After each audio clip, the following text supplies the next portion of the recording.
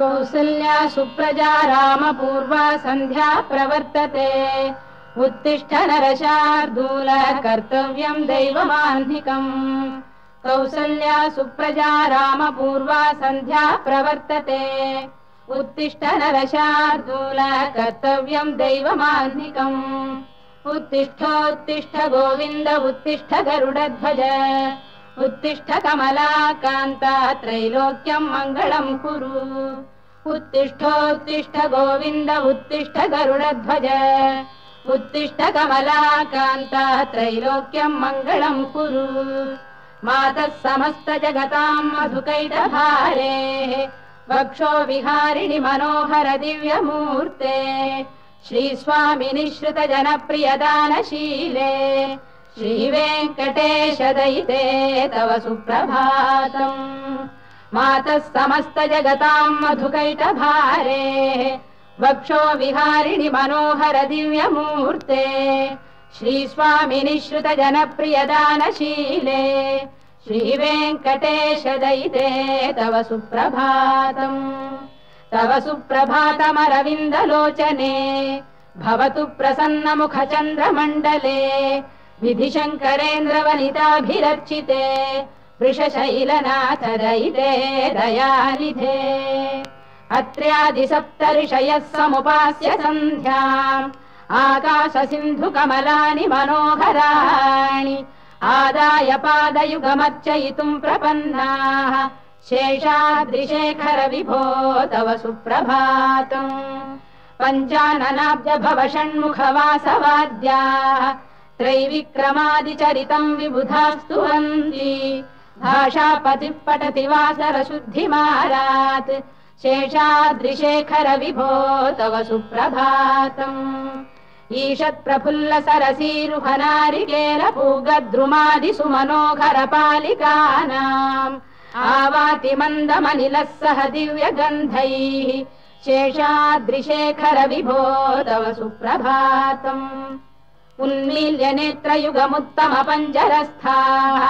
पात्रावशिष्ट कदलीफलपायसानि भुक्त्वा सलीलमथ केलिशुकाः पठन्ति शेषाद्रिशेखर विभो तव सुप्रभातम्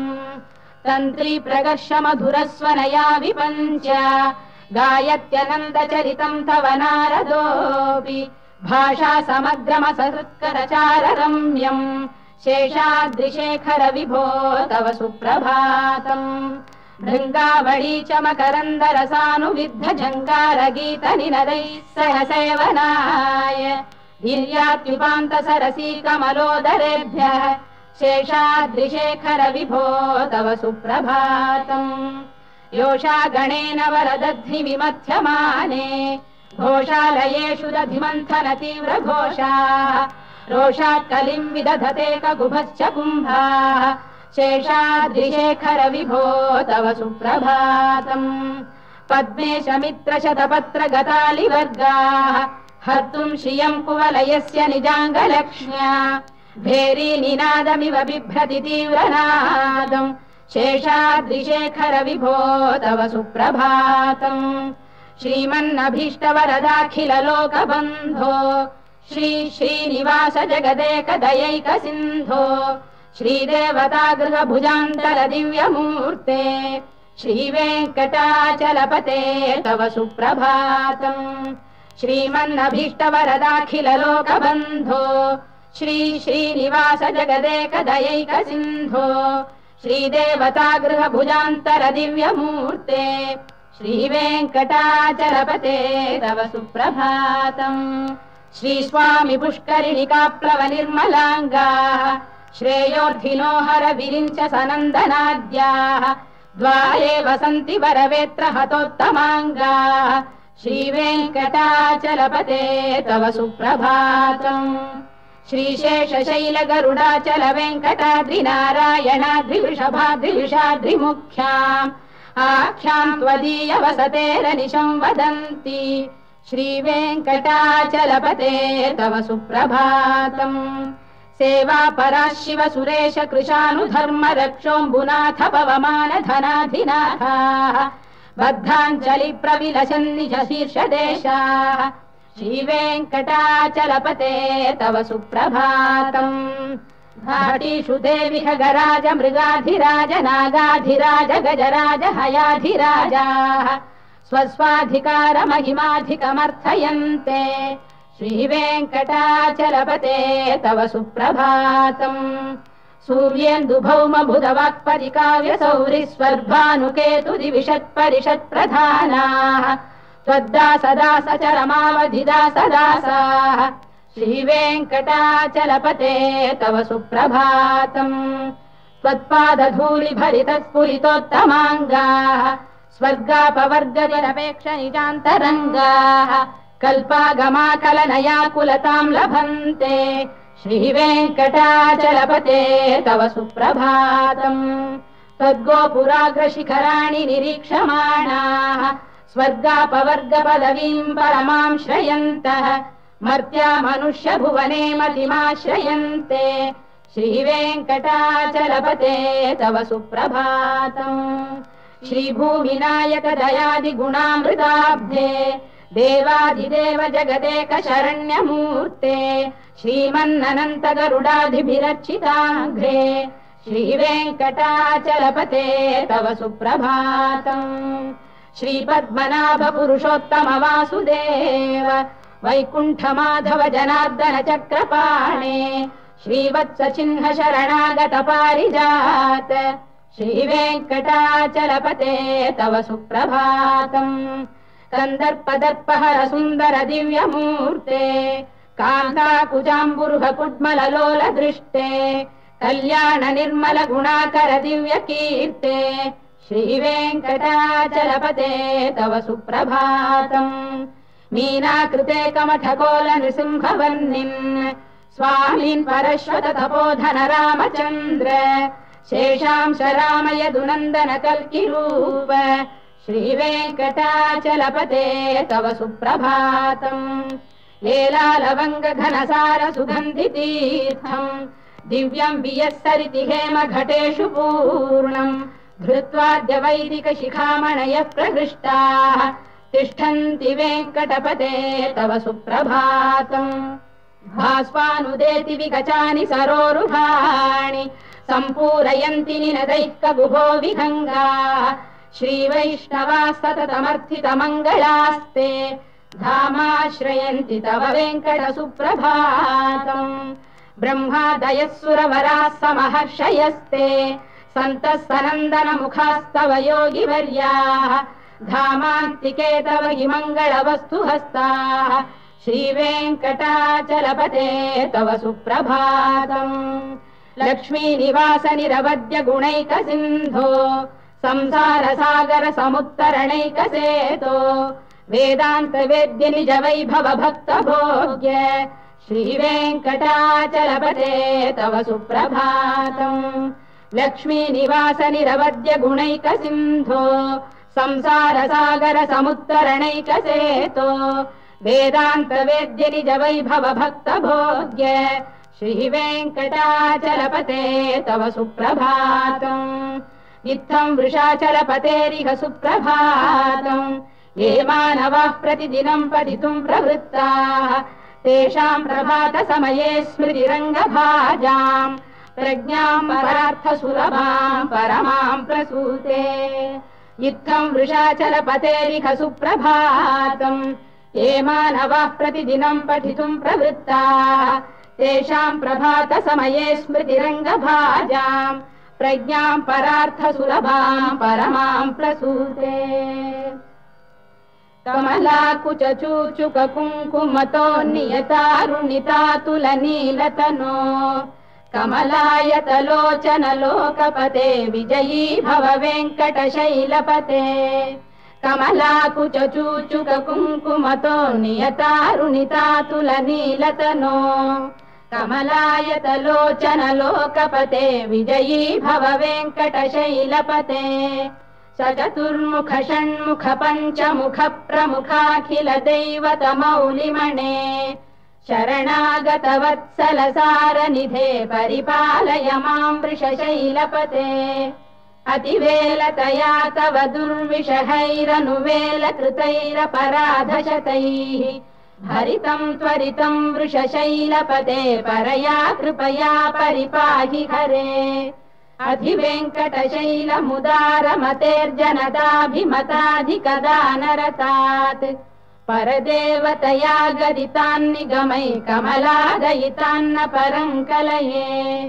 कलवेणुरवावशगोपवधूशरकोटिवृता स्मरकोटिसमात् रतिवल्लविकाभिमतात् सुखदात् वसुदेवसुतान्न परङ्कलये अभिराम गुणाकरदाशरथे जगदेकधनुर्धर धीरमते रघुनायक राम रमेश विभो वरदो भवदेव दया जलधे अवनीतनया कमनीयकरं रजनीकर चारुमुखाम्बुरुहम् रजनीचर राजतमो मिहिरं महनीयमहं रघुराममये सुमुखं सुहृदं सुलभं सुखदं स्वनुजं च सुखायममोघशरम् अपहाय रघुद्वहमन्यमहं न कथञ्चन कञ्चन जातु भजे विना वेङ्कटेशं ननाथो ननाथ सदा वेङ्कटेशं स्मरामि स्मरामि हरे वेङ्कटेश प्रसीद प्रसीद प्रियं वेङ्कटेश प्रयच्छ प्रयच्छ विना वेङ्कटेशं ननाथो ननाथ सदा वेङ्कटेशं स्मरामि स्मरामि हरे वेङ्कटेश प्रसीद प्रसीद प्रियं वेङ्कटेश प्रयच्छ प्रयच्छ अहं दूरतस्ते पदाम्भोजयुग्म प्रणामेच्छयागत्य सेवां करोमि सकृत्सेवया नित्यसेवा फलं त्वं प्रयच्छ प्रयच्छ प्रभो वेङ्कटेश अज्ञानिना मया दोषानशेषान् विहितान् हरे क्षमस्वत्वं क्षमस्वत्वं शेषशैलशिखामणे अज्ञानिना मया दोषानशेषान् विहितान् हरे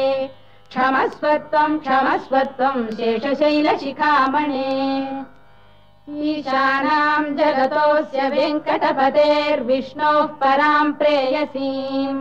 तद्वक्षस्थलनित्यवासरसिकां तत्क्षान्तिसंवर्धिनीं पद्मालङ्कृतपाणिपल्लवयुगां पद्मासनस्थां श्रियं वात्सल्यादिगुणोज्ज्वलां भगवतीं वन्दे जगन्मातरम्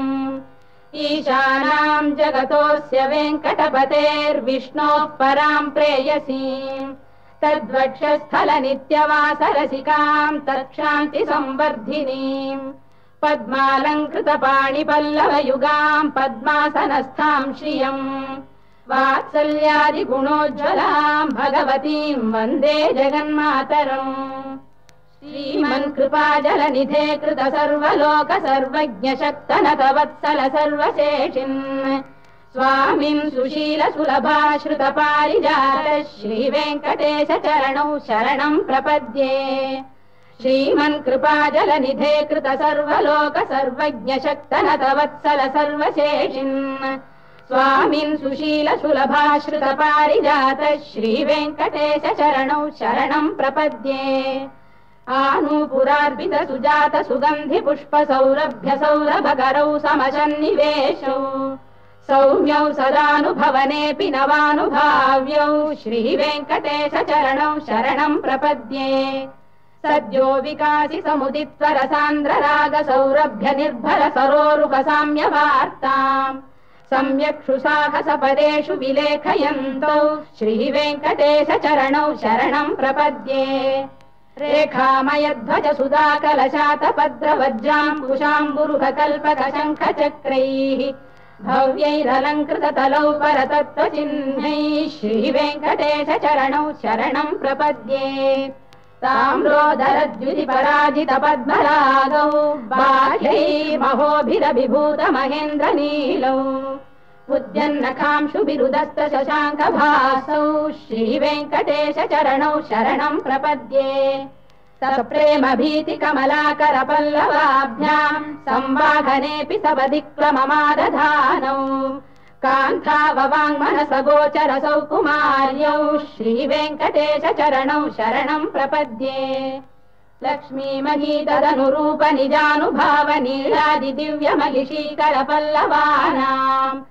आरुण्य संक्रमणतः किल सान्द्र रागौ श्री वेङ्कटेश चरणौ शरणं प्रपद्ये नित्यानमद्भि शिवादि किरीटकोटि प्रत्युक्त दीप्त नवरत्न महप्ररोहैः नीराजना विधिमुदारमुपादधानौ श्री वेङ्कटेश चरणौ शरणं प्रपद्ये विष्णौ पदे परम इत्युदित प्रशंसौ यौ मध्व उत्स इति भोग्यतयाप्युपातौ भूयस्ततेति तव पाणितल प्रतिष्ठौ श्री वेङ्कटेश चरणौ शरणं प्रपद्ये पार्थाय तत्सदृश सारथिना त्वयैव यौ दर्शितौ स्वचरणौ शरणं व्रजेति भूयोऽपि मह्यमिहतौ करदर्शितौ ते श्री वेङ्कटेश चरणौ शरणं प्रपद्ये मन्मूर्धिकालियपणे विकटाटवीषु श्री वेङ्कटाद्रिशिखरे शिरसि श्रुतीनाम् चित्तेऽप्यनन्य मनसां सममाहितौ ते श्री वेङ्कटेश चरणौ शरणं प्रपद्ये अम्लानधृष्यदवनीतलकीर्ण पुष्पौ श्री वेङ्कटाद्रिशिखराभरणायमानौ आनन्दिताखिल मनोनयनौ तवैतौ श्री वेङ्कटेश चरणौ शरणं प्रपद्ये प्रायः प्रपन्न जनता प्रथमावगाह्यौ मातुस्तनाविव शिशोरमृतायमानौ प्राप्तौ परस्पर तुलामतुलान्तरौ ते श्री वेङ्कटेश चरणौ शरणं प्रपद्ये सत्त्वोत्तरैः सतत सेव्य पदाम्बुजेन संसारतारकदयार्द्रदृगञ्चलेन सौम्योपयन्तृमुनिना मम दर्शितौ ते श्री वेङ्कटेश चरणौ शरणं प्रपद्ये सत्त्वोत्तरैः सतत सेव्य पदाम्बुजेन संसारतारकदयार्द्रदृगञ्चलेन सौम्योपयन्तृमुनिना मम दर्शितौ ते श्री वेङ्कटेश चरणौ शरणं प्रपद्ये श्रीशश्रिया घटिकया त्वदुपाय भावे प्राप्ये त्वयि स्वयमुपेय दया स्फुरन्त्या नित्याश्रिताय निरवद्य गुणाय तुभ्यं श्यां किङ्करो वृषगिरीश न जातु मह्यम् श्रीशश्रिया घटिकया त्वदुपाय भावे प्राप्ये त्वयि स्वयमुपेय दया स्फुरन्त्या नित्याश्रिताय निरवद्य गुणाय तुभ्यं श्यां किङ्करो वृषगिरीश न जातु मह्यम् श्रियकान्ताय कल्याणनिधये निधयेऽर्थिनाम् श्रीवेङ्कटनिवासाय श्रीनिवासाय मङ्गलम् श्रियकान्ताय कल्याणनिधये निधयेऽर्थिनाम् श्रीवेङ्कटनिवासाय श्रीनिवासाय मङ्गलम् लक्ष्मी सविभ्रमालोक शुभ्रू विभ्रम चक्षुषे चक्षुषे सर्वलोकानां वेङ्कटेशाय मङ्गलम् श्रीवेङ्कटाद्रिशृङ्गाग्रमङ्गलाभरणाङ्गये मङ्गलानां निवासाय श्रीनिवासाय मङ्गलम् सर्वावयव सौन्दर्य सम्पदा सर्वचेतसां सदा सम्मोहनायास्तु वेङ्कटेशाय मङ्गलम् नित्याय निरवध्याय सत्यानन्द चिदात्मने सर्वान्तरात्मने श्रीमद्वेङ्कटेशाय मङ्गलम् स्वतः सर्वविदे सर्वशक्तये सर्वशेषिणे सुलभाय सुशीलाय वेङ्कटेशाय मङ्गलम् परस्मै ब्रह्मणे पूर्णकामाय परमात्मने प्रयुञ्जे परतत्त्वाय वेङ्कटेशाय मङ्गलम् आकालतत्त्वमशान्तमात्मनामनुपश्यताम् अतृप्त्यमृतरूपाय वेङ्कटेशाय मङ्गलम् प्रायस्वचरणौ पुंसां शरण्यत्वेन पाणिना कृपयादिशते श्रीमद्वेङ्कटेशाय मङ्गलम् दयामृततरङ्गिण्यास्तरङ्गैरिव शीतलैः अभाङ्गैः सिञ्चते विश्वं वेङ्कटेशाय मङ्गलम् श्रद्भूषाम्बरहेतीनां सुषमावकमूर्तये सर्वार्तिशमनायास्तु वेङ्कटेशाय मङ्गलम् श्रीवैकुण्ठविरक्ताय स्वामी पुष्करिणीतटे रमया रममाणाय वेङ्कटेशाय मङ्गलम् श्रीवैकुण्ठविरक्ताय स्वामी पुष्करिणीतटे रमया रममाणाय वेङ्कटेशाय मङ्गलम् श्रीमत्सुन्दरजामातृमुनिमानसवासिने सर्वलोकनिवासाय श्रीनिवासाय मङ्गलम् मङ्गलाशासनपरैर्मदाचार्य पुरोगमैः सर्वैश्च पूर्वैराचार्यैः सत्कृतायास्तु मङ्गलम्।